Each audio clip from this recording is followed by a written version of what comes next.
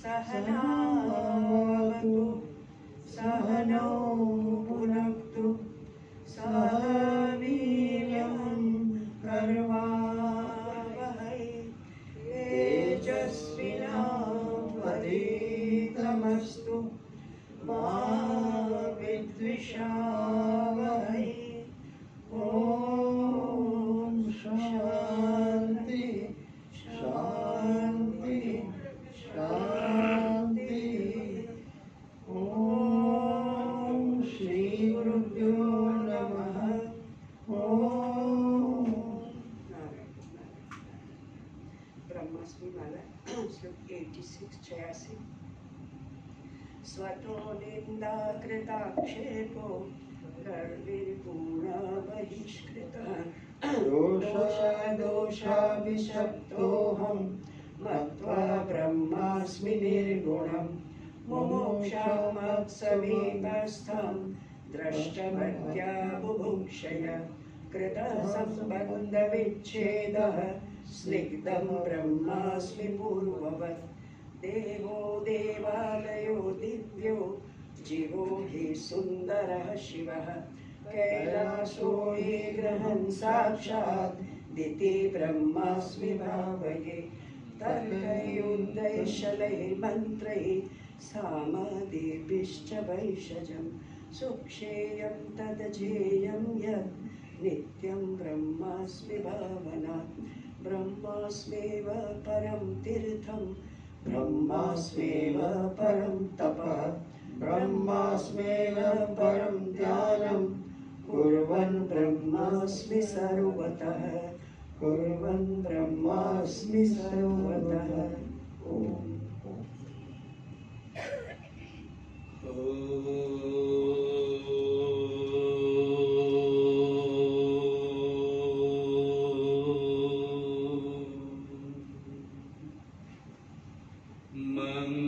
मंगलम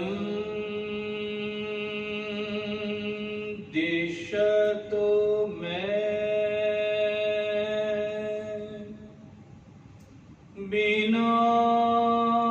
विनायको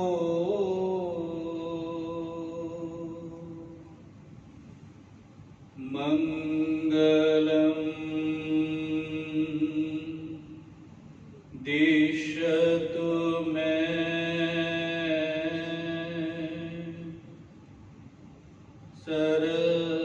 सरस्वती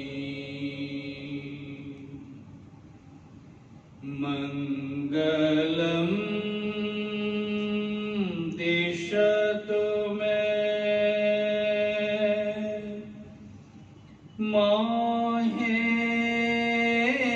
माहेश्वरी मंगलम दिशतु मे सदा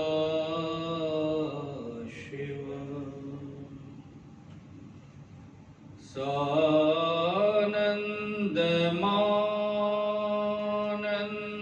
सानन्दमानन्दवने वसन्तम्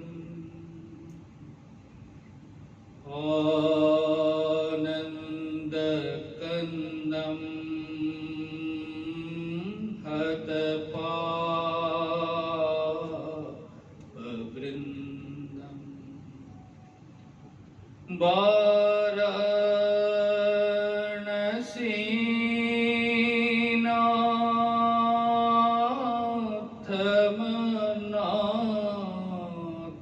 वाराणसीनाथमनाथनाथम्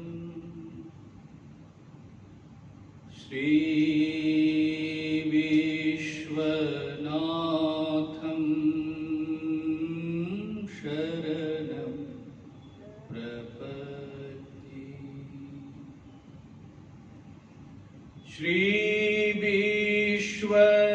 श्रीविश्वनाथं शरणं प्रपद्ये शरणं प्रपद्ये हे कृष्ण करुणा सिंधु दीन बंधु जगत पते गोपेश गोपिका कांत राधा कांत नमोस्तुते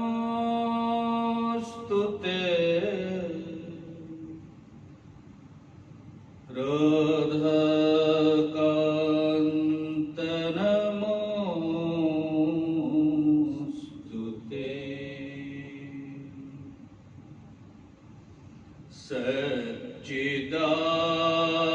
सच्चिदानंद रूपाय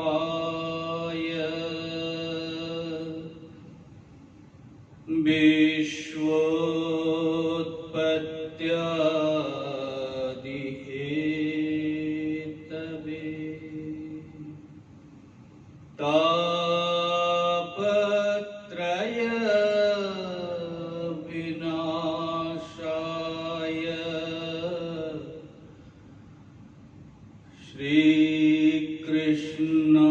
श्रीकृष्णाय वयं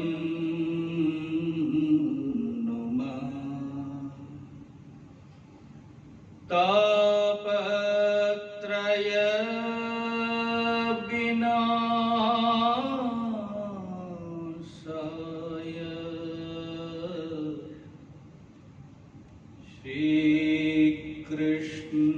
श्रीकृष्णाय वयं नुमः मूकं करोति वाचालं पङ्गुं लङ्घयते गिरिं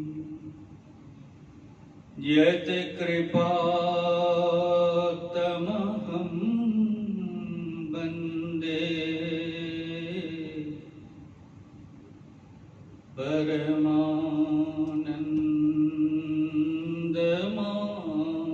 परमानन्दमाधवम्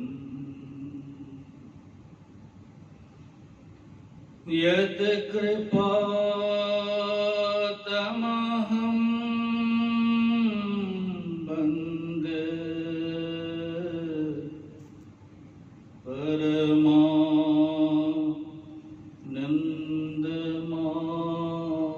परमानन्दमाधवम् ॐ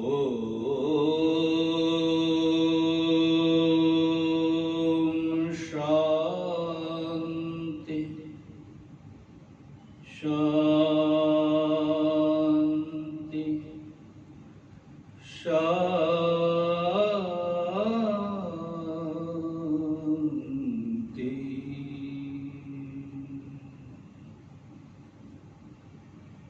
शिव शिव भगवत भक्तजन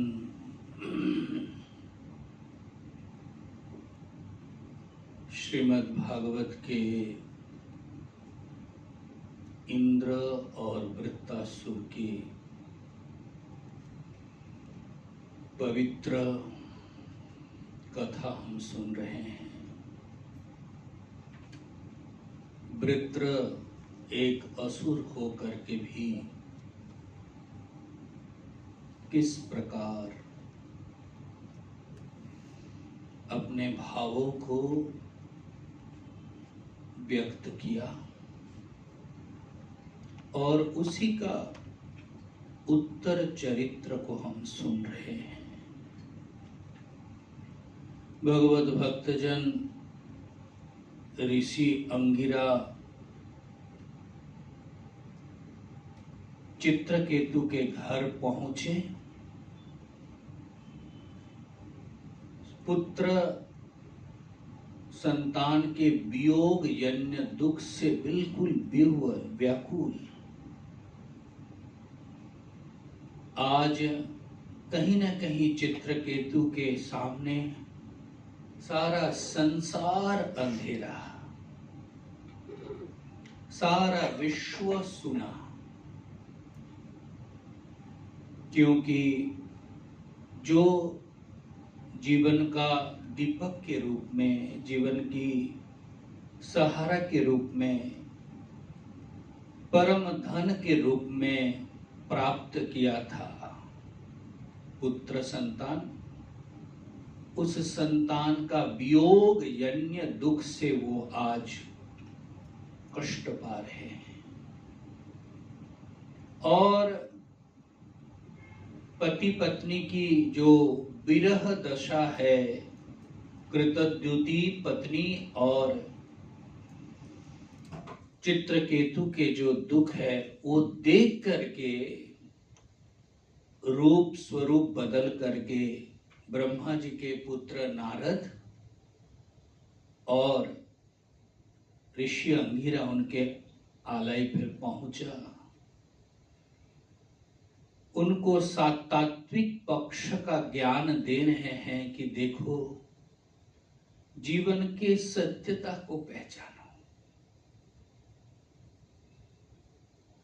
मनुष्य जो भी संबंध को दृढ़ रूप में मानता है और जिस संबंध के बल से खुद को बलियान मानता है, उस संबंध को थोड़ा विचार करो। आज जिसको मैं और मेरा मान रहे हो, जिसके साथ तुम्हारा पूर्व में किसी भी प्रकार के कोई परिचय नहीं था, परंतु एक माध्यम के कारण उससे इतना नाता, रिश्ता, संबंध और आत्मीय बोध। क्या राजन, तुम्हें इससे पहले इस पुत्र के साथ कोई संबंध था? तुम्हारे साथ परिचित थे? क्या आने वाले इस दूसरे जन्म में भी तुम्हारा साथ ये रहेगा? क्या लगता है? राजा, इतना विह्वल न हो जाओ, विचार को ख्याल करो। यह तो एक समुद्र के प्लावन जैसा, जल के प्लावन जैसा एक बहाव के कारण दोनों लकड़ी के टुकड़े जैसे एक साथ संयुक्त होते हैं, मिलते हैं, और फिर एक लहर आते हैं, दोनों टुकड़े को अलग कर देते हैं। ठीक इसी प्रकार संसार के जो मिलान है, संसार के जो बिछुआ है, इसको ख्याल करो। सत्य को जानो, संयोग विप्रयोगांतम मरणांतम च जीवनम। जहां जहां संयोग है, जहां जहां संबंध बनाया है, वो जरूर वियोग में ही उसका अवसान है। और ठीक इसी प्रकार अगर जीवन है राजन, तो निश्चित रूप से मृत्यु भी है। इतना विह्वल मत हो। ये सब बात सुन करके राजा चित्रकेतु थोड़ा खुद को संभाला, कहने लगा, आप लोग कौन है? फिर दोनों ने परिचय दिया कि मैं ऋषि अंगिरा और तुम्हारे पास में जो खड़े हैं वो ब्रह्मपुत्र, मानस पुत्र देवर्षि नारद है। राजन, पूर्व जीवन को याद करो। मैंने ईश्वर की प्रेरणा से तुम्हारे आलय में आया था, इस तत्व को बतलाने के लिए, इस ज्ञान को देने के लिए, परमार्थ बोध को प्राप्त कराने के लिए। परंतु राजन, तुम्हारे उस समय तुम्हारे चित्त बिल्कुल पुत्र के कामनाओं से जर्जर था। तो इसीलिए तुमने जो कामना किया था, उस कामना को पूर्ण करने के लिए मैंने ही उस यज्ञ के द्वारा यज्ञावशेष को तुम्हारे प्रिय पत्नी के लिए समर्पण किया था। इत्थं त्वां पुत्र शोकेन मग्नं तमसि दुस्तरे अतर्हम् अनुस्मृत्य महापुरुष गोचरम्। उस समय भी मैं आया था, परंतु तुम पुत्र के शोक से विह्वल थे, पुत्र के चाह से तुम्हारी चित्त बिल्कुल कामनाओं से भरा हुआ था, इसीलिए मैंने ज्ञान नहीं दिया। तदैव ते परम ज्ञानम ददामि गृहमागतम। भगवत भक्तजन इसको देखते हैं, सुनते हैं तो कितना लगता है ईश्वर की करुणा निधि की करुणा। चाह नहीं है फिर भी घर में भेजे हैं ईश्वर कि इसका मंगल हो जाए। अब देखो यहां स्वयं कह रहे ऋषि अंगिरा, अनुग्रहाय तम, उनके अनुग्रह से तुम्हारे घर मैं आया था, परंतु तुम्हारे अंतर स्थिति पुत्र आग्रह से भरा हुआ था। ब्रह्मण्यो भगवद भक्त नावसीदतीर्मर्हसि। वो ईश्वर की प्रेरणा से मैं तो आया था मंगल के लिए, निश्रेय के लिए, परंतु तुम्हारे चित्त में प्रिय पाने के लिए व्याकुल था। ज्ञात्वान्याभिनिवेशम् ते पुत्रमेव ददाभहन्। ज्ञात्वा, मैं जब जाना कि तुम्हारे चित्त में पुत्र की चाह, पुत्रमेव ददामः, मैं पुत्र को ही तुम्हें दिया। भगवत भक्तजन, तो फिर अब क्यों आए? अगर मन में प्रश्न है, अब ऋषि क्या कह रहे? अधुना पुत्रीणां तापो भवयेताननुभूय एवं दारागृहारायो विविधै ऐश्वर्य संपदम् शब्दादयश्च विषयाचला राज्य विभूतय महीराज्यं बलं कोशं भृत्यमाया सुहृदयना। अब जो मैं आया हूं, अधुना पुत्रीणां ताप, ये पुत्र के वियोग से तुम ताप से मुझे लगा कि तुम इतना विह्वल हो। व्यक्ति जिसको कामना करते हैं, चाह रखते हैं, उसको पाने के बाद जो वियोग जन्य जो विरह है, उस समय हम विचार को खो देते हैं कि जिसके लिए इतना व्याकुल, मिलने के बाद, बिछोह के बाद वो हमें क्या दे करके जाते हैं। विवेकी विचारक यही विचार करते हैं कि भैया वो जब जाएगा, अनित्य को जितना आश्रय करोगे वो जरूर हमें दुख दे करके जाएगा। ये तो हमारी भ्रांत धारणा है कि हमारे जीवन में इस जागतिक भौतिक वैभव संपद, पुत्र मित्र, सब परिवार ये हमें सुखी करेंगे। ऋषि कहते हैं केवल पुत्र के लिए नहीं तुम दुख करो, एवं दारा गृहारायो, इसी प्रकार पुत्र, पत्नी, पति, शब्द आदि विषय यहां लिखते हैं, शब्द स्पर्श रूप रस गंध, जितने भी सगे संबंधी, राज्य वंश, जो भी तुमने इस संसार में पाया राजा, सर्वेपि शूरसेनम इमे शोक मोह भयार्तिदा।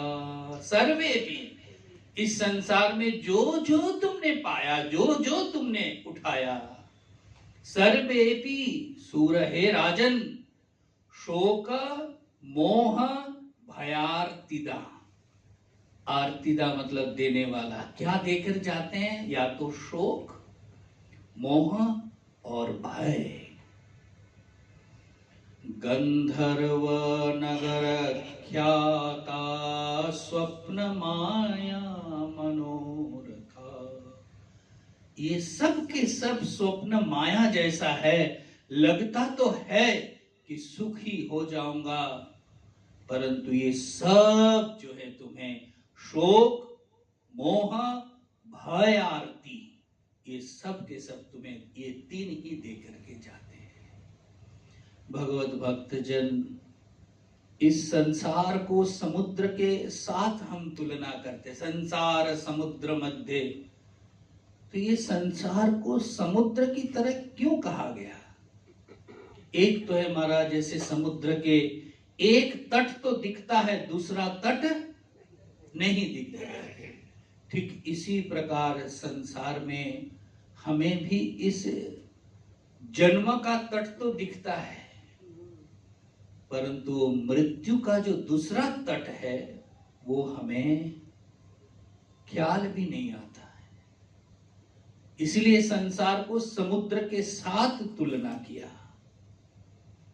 दूसरा है कि अनवरत निरंतर, देखो एक के बाद एक लहर, एक के बाद एक लहर समुद्र में। इस संसार में भी दुख का, छोटा छोटा सुख का भी लहर आता ही रहता है, और उस लहर से बिल्कुल लड़ाई करते करते करते करते थक करके भगवत भक्त जन कुछ देर शांत होते हैं, परंतु पुनः उसी सुख के लिए, उसी आशा से हम उसी दुखमय संसार में ही कूदते रहते, घूमते रहते। ये दूसरा सादृश्य था। और तीसरा सादृश्य था, कितना सुंदर लगता है देखो, जब आसमान साफ हो, नीले नीले रंग, और कितना आहा, दिन भर बैठे रहो, परंतु वो हमारे तृष्णा को, पानी पियो तो प्यास। ठीक उसी प्रकार इस संसार में नारायण देखने में बहुत सुंदर, दूर से सब लोग बोलते कितना सुखी परिवार, कितना सुख है, परंतु इस सुख से हमारा प्यास नहीं बुझती नारायण। ये जो ज्ञान है, ये जो सादृश्यता है, हम क्यों भूल जाते हैं कि संसार के एक तट से हम परिचित है, परंतु अवश्यम भावी दो तट है, दूसरा तट दिखता नहीं है। जो भी आया उसको जाना है। संसार में प्रत्येक ये जो हम डूब रहे, उठ रहे, डूब रहे, उठ रहे, ये केवल दुख के साथ, थोड़ा बहुत ईश्वर के अनुग्रह हो, स्वकर्म हो, थोड़ा सुख का स्वाद मिलता है, परंतु अधिक दुख से ही हम लहरों की तरफ घूम रहे हैं। और महाराज इस संसार देखने में जैसा सुंदर है, वो प्यास को नहीं बुझा सकती है। इस संसार में कितना भी संतुष्ट, कितना भी सेटिस्फेक्शन की अपेक्षा करो और कैसा भी जीवन को दे दो, परंतु नारायण आज तक इस संसार से किसी को नहीं मिला। परंतु देखो हमारे जैसे कोई भक्त जिन्होंने इस संसार को अनुभव किया, जग मोगे मोहे लागो खरा, तो हम क्यों नहीं अनुभव कर पाते? कहां हमारी बुद्धि, हमारे वृत्ति, हमारे चित्त, हमारे अंतस कहां अटके हुए हैं कि इसी संसार के अनुभव है, अनुभूति नहीं है, ऐसा नहीं है, परंतु एक मिथ्या, एक माया जाल, एक माया के कारण जहां दुख मिला, जहां आघात मिली, उसी जगह पर हम पुनः एक बड़ा आशा से लगते हैं कि शायद अब मिलेगा। भगवत भक्त जन, कहीं हमारे जीवन में ऐसा एक धक्का, चित्रकेतु जैसा ना आने का मौका दिया जाए कि जीवन में एक ऐसा टर्निंग बिंदु आए कि जहां हमारे इस पूरे जो माया कल्पित जो संसार है, जो हमारी सजावट है, जो हमारी मनोरूपी से सजाया, वो ध्वस्त हो जाए।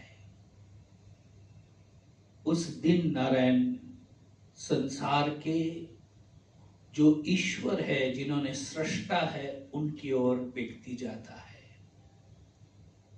चित्रकेतु राजा को उपदेश दे रहे, देखो सर्वेपि सूरसेनय, हे सूरसेन, सर्वेपि, सब कुछ, जहां जहां तुम अपने को मान रहे हो, जान रहे हो, पाने की कोशिश कर रहे हो, इमे इमे शोक मोह भयार्तिता। भगवत भक्त जन जीवन में जहां भी थोड़ा आसक्ति है, अटैचमेंट है, मोह है, साधक है, विचारक है, सत्संगी है, तो थोड़ा अगर विचार खुद के साथ अगर बैठते हैं तो जरूर उनको ये तीन के सिवाय या तो मोह होगा कि जिसके कारण हमें बिल्कुल अभिभूत करके रखा, अंधेरे में रखा, या तो शोक होगा, और या तो खोने का, दूर जाने का, मिट जाने का, बुझ जाने का, नहीं रहने का एक भय से वो ग्रसित होगा। ये संसार की सत्यता को बताने के लिए शास्त्र देखो कैसे, और कैसे ऋषि अंगिरा और देवर्षि नारद उस पुत्र शोक से, संसार को ही जिन्होंने जीवन का सार माना, सब कुछ माना, उस पुत्र को पाने के बाद जिन्होंने न्योछावर कर दिया, जिसको पाने के लिए बिल्कुल चित्त व्यावल था, उस व्यूहल चित्त में अब उसी जिसको पाने के लिए इतना कोशिश की, इतना चेष्टा, अब वही महाराज जाते समय हमें, ये प्रत्येक के साथ ना रहे, प्रत्येक के साथ। ऐसा नहीं कि केवल चित्रकेतु के अंदर बहुत मोह था, चित्रकेतु के इतनी रानियां थी, चित्रकेतु के वो घटना को अवलोकन करके जस्टिफाई नहीं कि हमारे साथ ऐसा नहीं होगा। शास्त्र हमें तभी उपकार अथवा एनलाइट कर सकते, प्रकाशित, जब उसको हम अपने जीवन के साथ मिला करके विचार कर सकते हैं। इस संसार में ऐसा कोई भी व्यक्ति नहीं है नारायण कि इस संसार को अपना करके, उठा करके सुखी हुए हैं। ये जो आप बोलते हैं ना, हम तो बड़े सुखी है आप सबकी दया से, मिथ्या, वो मोह में है भगवत भक्तजन। इसलिए इस सत्यता को बहुत अच्छी तरह से पहले तो अपने श्रवण हो और हृदय में अवधारण हो जीवन में। इसलिए वेदव्यास जी कहते हैं, श्रूयताम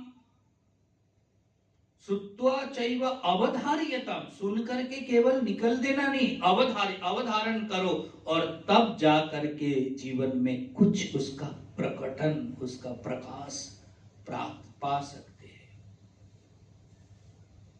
कैसे देखिए, हम भागवत के प्रवचन सुन रहे नारायण, और उसमें साधक के वृत्तियों को, चित्त को, संसार की सत्यता को और अपने पारमार्थिक स्वरूप का बोध दिला रहे हैं।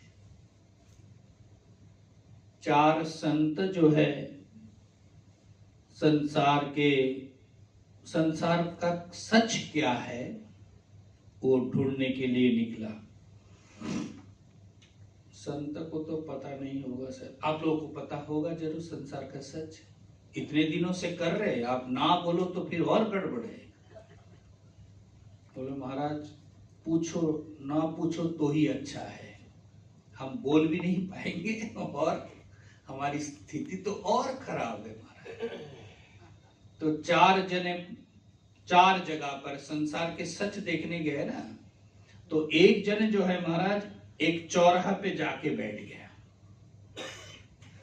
दूसरा जो है घंटा घर जहां घंटी बजती है वहां जाके बैठ गया, और तीसरा महाराज कचहरी में जाके बैठ गया संसार के सच देखने के लिए, और चौथा महाराज स्मशान में जाकर के बैठ गया। अब महाराज, अब जिन्होंने चौराहे पे बैठा है तो किसी ने पूछा कि सुबह से ले करके अभी तक आप बैठे हैं, क्या क्या देख रहे हैं, क्या आपकी अपेक्षा क्या है? बोली अपेक्षा कुछ नहीं, मैं केवल देख रहा हूं चारों तरफ से लोग आ रहे जा रहे, किसी को भी पूछो बोले मेरा इधर ही काम है, तुम इधर क्यों जा रहे हो? बोले मेरा इधर ही काम है। तुम उधर क्यों? मेरा इधर ही काम है। काम काम काम, सामने पीछे ऊपर नीचे चारों तरफ दाहिने बाएं, काम के लिए दौड़ रहे, काम के लिए दौड़ रहे, काम के लिए दौड़ रहे। काम के बिना कोई नहीं है, कोई नहीं है, काम कर रहे, काम कर रहे। थोड़ी दूर में वो घंटा उस पे जाके बोला वो संत, वो बोल रहे मैं तो उसको देख रहा हूं चौराहे वाले को, वो केवल लोगों को पकड़ पकड़ के पूछ रहे और कोई उनके सामने खड़े होने का समय नहीं है। काम है भैया, तुम्हारी जैसे बेकार थोड़ी है, छोड़ो अभी। अब वो घंटा घर के संत पूछ रहे, बोलने लगे कि देखो ये जो घंटी बज रहे हैं ना, ये जो उसके ऊपर है घड़ी, एक एक मिनट सेकेंड बीत रहा है, घंटा जैसे ही 1 घंटा हुआ 1 घंटी बची। सब लोग काम में व्यस्त है, परंतु इस जीवन के जो घंटी है, जो दिन बीत गया, जो क्षण बीत गया, जो 1 कलाक बीत गया, उसके होश किसी को नहीं है। मैं तो उस घंटी को देखता हूं, वो जब ये घड़ी के जो कांटा है उसको भी अनुधावन करता हूं। एक एक सेकंड वो टिक टिक टिक टिक करके मिनट में पहुंचती है। कोई देख रहे, सब लोग देख रहे, समय बीत गया, परंतु अरे जीवन के प्रत्येक घड़ी जो बीत गए, जो दिन आज गया, पुनर्न दिवसा प्रत्यायान्ति, वो दिवस आने वाला। परंतु हाँ, उस घंटी को बजा करके, घंटा को देख करके अगर कोई अंदर जाता है, कोई ऐसा भी एक देवालय है जहां जाकर कोई काम नहीं, तुम जाकर के स्थिर होकर के बैठ सकते हो, तुम्हारे सत्य, तुम्हारे आराध्य, तुम्हारे प्रिय, जो तुमसे कुछ अपेक्षा नहीं करते। वो संत कह रहे जो अगर थोड़ा अंदर जाता है तो वो अब जो दिन भर जगत में उनकी प्रतीक्षा कर रहे लोग, संसार सब काम के लिए दौड़ रहे, परंतु जो निरपेक्ष होकर के प्रतीक्षा कर रहे, उसके पास जाने के लिए समय। परंतु ये घड़ी हमें यही सूचित करते हैं कि बस 1 घंटा 24 घंटे में गया, 2 घंटा गया, 1 दिन गया, 2 दिन गया, पुनर्न दिवसा। अब वो लौट करके आना नहीं है। समय के मूल्य को हम समझ नहीं पाते हैं। दूसरा संत ने इस प्रकार से संसार के सच को जाना कि देखो लोगों के पास बिल्कुल किसी के पास फुर्सत नहीं है। तीसरा, जब कचहरी में बैठे, बाबा तुम क्यों कचहरी में बैठे हो? अरे संतों को तो मंदिर में, गुफा में, वृक्ष नीचे ठीक जमता है दिखने को, आप कचहरी में क्यों बैठे हो? बोलते नारायण मैं यहां देख रहा हूं कितने अपराधी को लेकर के आते हैं। अपराध का निश्चय होता है तो उसको कैसे मार करके ले जाता है, बांध करके ले जाता है। बस मुझे यही है कि जब वो अपराध किया उसको पता नहीं चला कि सजा क्या मिलने वाला है। बस संसार में यही रिवाज है कि हम जब अपराध करते हैं, हम जब कर्म करते हैं, उसको हमें पता भी नहीं है उसका रिटर्न, उसका सजा किस रूप से आएगा। एक बात और है, देखो यहाँ की सजा तो भी समझ में आता है, परंतु हमारे जगत नियंता के दरबार की जो सजा है वो तो तुम भाप भी नहीं सकते हो, विचार भी नहीं कर सकते हो। यहाँ तो मार करके डंडा तोड़ा जाता है, टूटते हैं, और वहां तोड़ा जाता है। इसलिए व्यक्ति जब हम कचहरी में आके बैठे हैं, हम देखते हैं कि देखो अपराध करने में हम कैसे कर रहे हैं कर्म, पर तो उसका नतीजा, उसका रिटर्न, उसका क्या मिलने वाला है, उससे बिल्कुल बेखबर हम होते हैं। इसलिए हम कचहरी में बैठे हैं। अन्याय, अपराध सब लोग हम कैसे कर रहे हैं, परंतु उससे कैसे, उसका रिटर्न क्या मिलेगा नारायण। कभी भी हम इस संसार के जो कचहरी है वो तो वकील महाराज सजा बताएंगे, परंतु इस जगत नियंता जो हमारे सारा हिसाब लिख रहे, क्या किया, क्या नहीं किया, क्या गड़बड़ किया, उसकी सजा की जरा भी ख्याल हम कर पाते हैं। चौथा व्यक्ति जाकर के बैठा है स्मशान में। कहते हैं आप स्मशान में क्यों? बोले यही तो जिंदगी का भूल है सबका।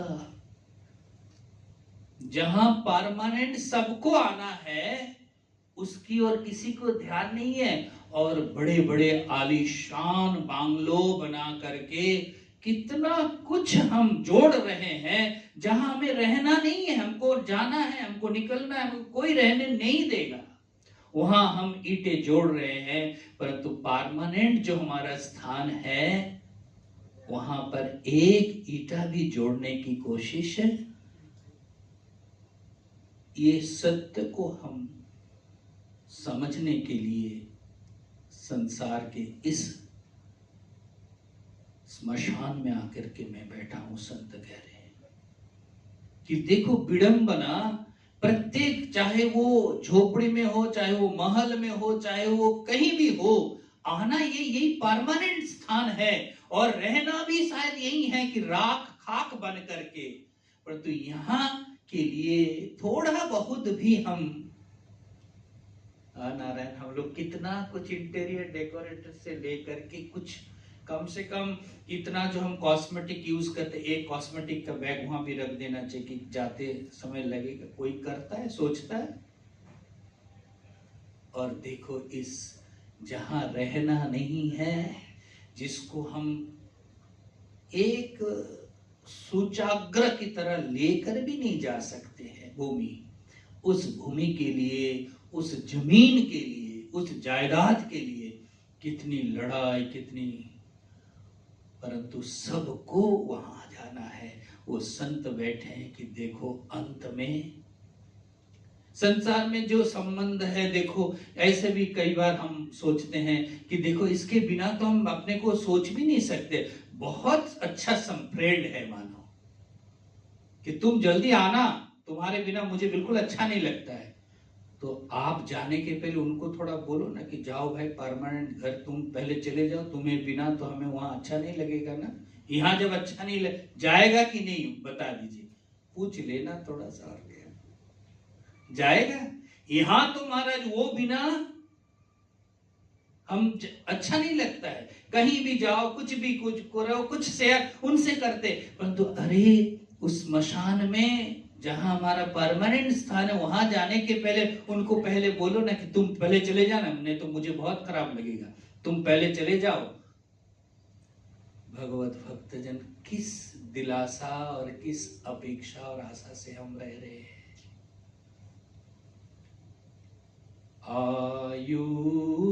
आयुर्नश्यति पश्यताम् प्रतिदिनं जाति क्षयं जीवनम् प्रत्यायान्ति गता पुनर्न दिवसा कालो जगद्भक्षकः लक्ष्मीस्तोयतरङ्गभङ्गचपला विद्युच्चलं जीवनम् तस्माद् मां शरणागतं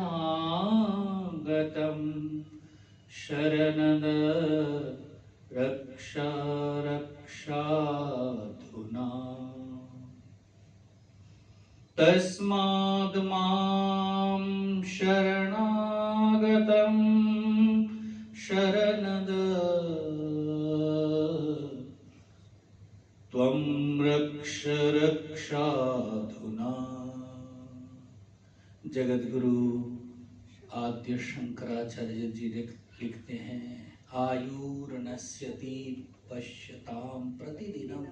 प्रतिदिन हम देख पाते नहीं, अगर विवेकी है तो देखते हैं। जो दिन गया महाराज, जो आज के सुबह 8 बजे गया, वो सुबह और हमारे जीवन में नहीं आएगा। आयु, इस प्रकार से कितने आयु हमने व्यतीत कर दिए। पश्यताम प्रतिदिनम जाति क्षयम जीवनम। जीवन के कितने हिस्से महाराज प्रातः काल बीत करके, दोपहर बीत करके, मध्याह्न समय शाम होने लगा, परंतु अभी भी आज भी हमारे अंदर वो विवेक नहीं है। एक राजा के मंत्री गंगा तट पर चल रहे थे शाम के समय, तो झोपड़ी वाले वहां तो पत्ता इकट्ठा करके जलाते हैं। तो सायंकाल हो गया, सूर्यास्त हो गया, अंधेरा थोड़ा थोड़ा आ गया, तो एक बच्ची अपने पिता को बुला रही है, और वो जो सूखा पत्ता को इकट्ठा करके रखते हैं ना, उसको वासना बोला जाता है। तो पिता को बुला रहे कि पिताजी पिताजी उठो, सांझ होने लगा, तुम वासना में आग नहीं लगाओगे।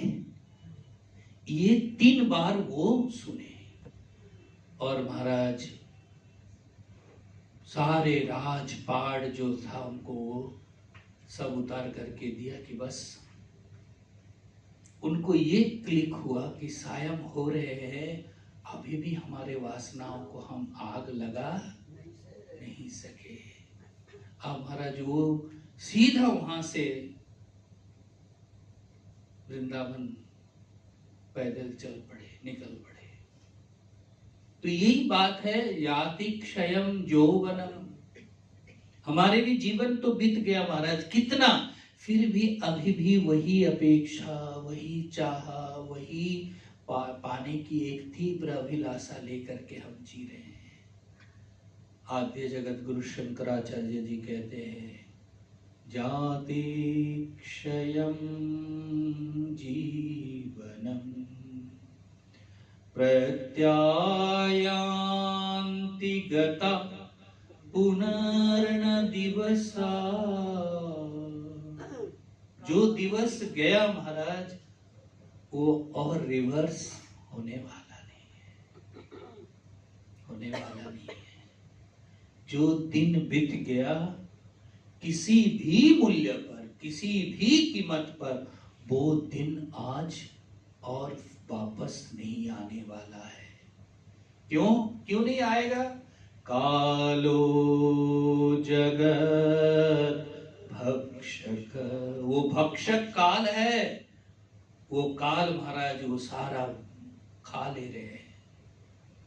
और ये जो जीवन को बिताया, इतने धन के प्रति, इतने सम्मान के प्रति, इतने मान के प्रति, इतनी प्रतिष्ठा के प्रति जो हमने जीवन को बिताया, लुटाया, कुछ भी चीज हमारे साथ रहने वाला नहीं है। लक्ष्मी क्यों? लक्ष्मी तो ऐसी चंचला पांगी है। आचार्य कह रहे, लक्ष्मी स्तोय तरंग भंग चपला विद्युच्चलम जीवनम। जिस धन को पाने के लिए तुम इतने व्याकुल होकर के इतने अमूल्य अनमोल जीवन को दिया, वो धन स्वयं, लक्ष्मी स्वयं बड़ी चंचली है, रहने वाला नहीं है। लक्ष्मी स्तोय तरंग भंग चपला, वो महाराज तरंग की तरह आती है और चूर चूर होकर के निकल जाती है। तो क्या करे। जीवन को तो देखो, विद्युत जलम जीवनम, एक थोड़ा सा चमक आया और यही जीवन है, खत्म। इसलिए क्या करना है, आचार्य भगवान के पास खुद को समर्पित करे। तस्मात, ये जो अपना जीवन है विचार करके, आयु न तो रख सकता हूं, प्रतिदिन क्षय हो रहे, जो दिवस बीत गया है उसको हम वापस नहीं पा सकते, यम ने उसको खा लिया काल ने।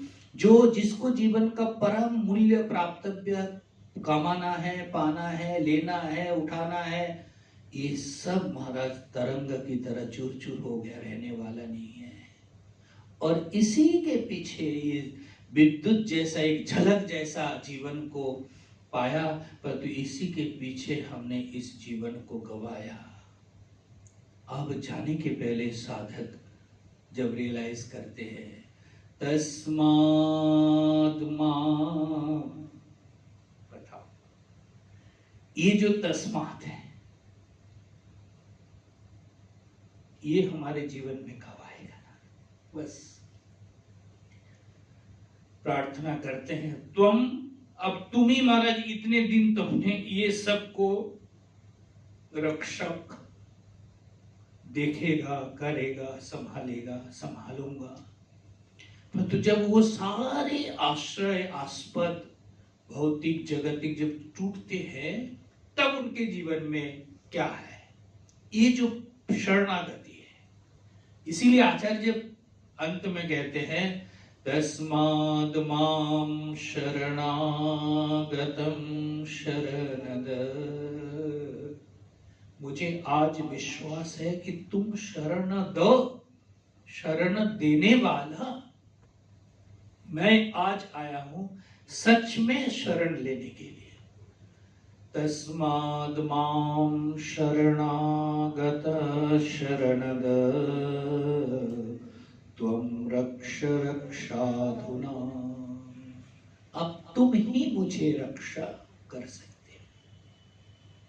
भगवत भक्तजन चित्रकेतु के जीवन में भी ये जो ऋषि अंगिरा की जो उपदेश है, इसी को कि देखो जीवन में जो कुछ भी तुमने पाया, जो तुम जिसके लिए विवल हो रहे हो, ये सब के सब शोक मोह भयार्तिदा, ये तुम्हें शोक दे करके जाएगा, भय दे करके जाएगा और मोह से तुम्हें जकड़ लेगा। इसलिए हे राजन, अयम ही देहिनो देहे द्रव्य ज्ञान क्रियात्मकः देहिनो विविध क्लेश संतापकृत उदारित। जितना तुम देही के साथ, देह का संबंध, जीव जितने भी संबंध को मान करके चलता है, विविध क्लेश संताप उदारित, वो संताप बिना, क्लेश के बिना वो परिणाम खत्म नहीं होता है। किसकी बात कर रहे हैं? इसीलिए भगवत भक्तजन, ये जो संबंध चित्रकेतु जिस प्रकार से दुख से विह्वल है, कहीं हम भी उसी दुख से दुखी होते हैं पुत्र के परिवार के लिए, परंतु ये संबंध नारायण सदा के लिए नहीं हो सकता है। जैसे वो स्मशान में बैठे संत जो है देख रहे, जो परमानेंट घर है, सहारा है, आश्रय, वहां कोई एक ईंटा भी नहीं जोड़ता है, परंतु जहां रहना नहीं है, अनित्य संसार, और इस संसार के लिए यहाँ बड़े बड़े मकान, दुकान, क्या क्या हम तैयारी करते, परंतु पता है शायद नहीं भी है कि हमें यहाँ रहने नहीं देंगे, जाना वही स्मशान में है। तो ठीक इसी प्रकार जिस संबंध को बड़ा बलियान मान करके हम जी रहे, और कहीं कहीं आत्मबल मेरे लिए तो है, मेरे लिए करेगा, देखेगा, सुनेगा, मौका आने पर नारायण पता लगता है कि इस संसार में प्रत्येक का एक लिमिटेशन से, उस लिमिट के बाहर जाकर के आपको किसी भी प्रकार की हेल्प नहीं कर सकते हैं। तो ऐसा भी तो एक संबंध है हमारे नारायण से, भगवान से जुड़ो तो वो कभी भी नहीं छूटेगा। तो विडंबना है कि उनको हम संबंध की तरह मानते भी नहीं है, आविष्कार भी नहीं कर पाते। मिथ्या, वृथा और दुखदायी मोह करी संबंध को इतना गुरुत्व महत्व देते हैं कि इसको सवारते सवारते वो जाते समय दुख का ही आहुति देकर जाते हैं। तो भगवान से, मेरे भगवान से तो संबंध जोड़ो, वो कभी भी हमारे को धोखा नहीं देने वाला है। इसीलिए तो जगत गुरु आद्य शंकराचार्य ये जो पूरे विचार करके निश्चय देखिए एक भक्त के लिए, तस्माद मां शरणागतम शरणद त्वं रक्ष रक्षाधुना, अधुना त्वम एव रक्ष, तुम ही रक्षक हो, हमें रक्षा करो नाथ, हमें रक्षा करो। इस प्रकार जब चित्रकेतु को बताया ऋषि अंगिरा, तब तक देवर्षि नारद कहने लगे, एतां मंत्रोपनिषद प्रतीच्छ प्रयतो मम, यां धारयन् सप्तरात्रान् दृष्ट्वा संकर्षणं प्रभो। जब दिन दोनों देखा ऋषि और देवर्षि नारद, ये भूमि बिल्कुल तैयार हो गए और हमने जो कुछ भी उपदेश दिया उनका विवेक बिल्कुल साफ हो गया, संसार की अनित्यता, क्षणिकता, भंगुरता इसको समझ में आ गया है, विवेक जागृत है। तब देवर्षि नारद ने एक मंत्र दिया कि राजन इस मंत्र को लो और ये सप्तरात्रा दृष्ट्वा, तुम 7 रात 7 दिन इसका जप करो, अनुष्ठान करो, संकर्षणं प्रभुं धारयन्, तुम्हें शंकरशन भगवान दर्शन देंगे। वो शंकरशन का रूप बतला रहे, यद पादमूलमुत्सृज्य नरेंद्र तब पूर्वे, सर्वादयो भ्रमन् इव द्वितयं त्वभिषिच्यते, सद्यस्तदीयमतुलम् अधिकं महीत्वं, प्रापुर्भवानपि परं न चिरात् उपैति। हे नरेंद्र, यही शंकरशन के आकर्षण से ही पहले सब लोग ईश्वर के आकर्षण से उनकी ओर जाते थे। इस संकर्षण भगवान के चरण कमल का आश्रय लो, यत पाद मूलम उपसृत्य। नरेंद्र, पूर्व में भी सब लोग इन्हीं के आश्रय लिए हैं और सारे इन्होंने द्वैत भ्रम का परित्याग कर देते हैं। देखो किस तरह तो द्वैत भ्रम का परित्याग हो जाता है, आश्रय लो और जीवन में इसकी महिमा को प्राप्त करो। पहले भी प्राप्त किया, अभी तुम भी प्राप्त करो, जिससे इसके चरण शरण ग्रहण के बिना बढ़कर और कोई चीज नहीं है। नरेंद्र, इसके समान और इसके तुल्य इस संसार में कुछ भी नहीं है। और तुम इस 7 दिन तक इस मंत्र का अनुष्ठान करो, प्रापुर्भवानपि परं न चिरादुपैति। आप भी राजा को कह रहे, तुम भी बहुत ही शीघ्र भगवान के उस परम पद को प्राप्त करोगे। भगवत भक्तजन, हम राजा चित्रकेतु के पहले हम शुरू किए वृत्तासुर। वृत्तासुर के जीवन में एक असुर होकर के भी इस प्रकार की भक्ति, ईश्वर के प्रति जो निष्ठा है, मृत्यु को सामने रख करके कैसे संभव है? यह प्रश्न परीक्षित राजा गुरु सुखदेव जी से पूछते हैं। सुखदेव जी प्रारंभ किया कि एक इतिहास तुम्हें सुना रहा हूं। और वो इतिहास के एक पात्र है ये सुरसेन के राजा के राजा। और उसी राज में ही उनके बहुत पत्नियां और कोई संतान नहीं था चित्रकेतु का, राजा का। और संतान का प्राप्ति, संतान का वियोग और ईश्वर के अनुग्रह मूर्ति दो आगमन दोनों का, और फिर नारद और ये अंगिरा, और फिर एक मंत्र की प्राप्ति। उसके पहले देखो एक विवेक, वो जीवन में प्राणे के बाद आप देखो कैसे मंत्र किस रूप से मिला नारायण। इसलिए उषण भूमि हो तो मंत्र बीज डालो तो वो उगता नहीं महाराज। ये हम सब जो है ना विषय के वासनाओं से ना बिल्कुल सूख गया है हृदय। कितना भी पानी छिड़काओ, जैसे तपे हुए कढ़ाई में पानी दो तो फुस उड़ जाता है ना, ऐसे हमारा भी कितना भी मिले परंतु वो चूंकि वो विवेक का सिंचन नहीं है, चूंकि वो सत्पुरुषों के सन्निधि से जो उनकी ज्ञान की महत्व है वो नासमझ है, समझ नहीं पा रहे, इसलिए मंत्र तो नारायण हमें भी मिला।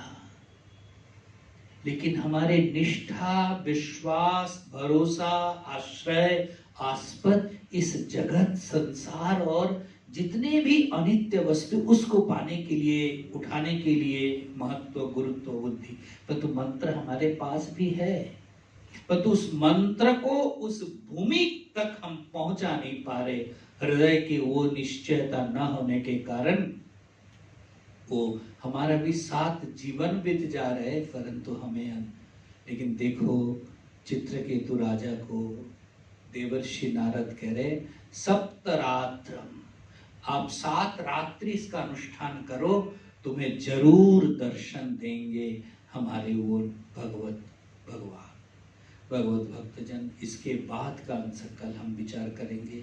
भगवान से प्रार्थना है नारायण, आपके शास्त्रों का अवलोकन चिंतन तो हम करते ही हैं, परंतु जीवन में एक ऐसा दृढ़ निश्चय तक हम पहुंच नहीं पाते हैं। अध्ययन, चिंतन, मनन, सत्संग, गुरु सान्निध्य में जब आते हैं जरूर विवेक थोड़ा सा जागृत होता है, परंतु वो क्षणिक भर के लिए होता है। जीवन में एक ऐसा प्रत्यय, ऐसा ज्ञान, ऐसा विचार दृढ़ रूप से प्रतिष्ठित हो जाए कि हमारे जीवन में भी तस्मात् मां शरणागतम शरणद त्वं रक्ष रक्षाधुना हम भी कर सके। ओम ओम ओम ओम। जय महाराज श्री शरणवंदन। आज वैशाख चतुर्थ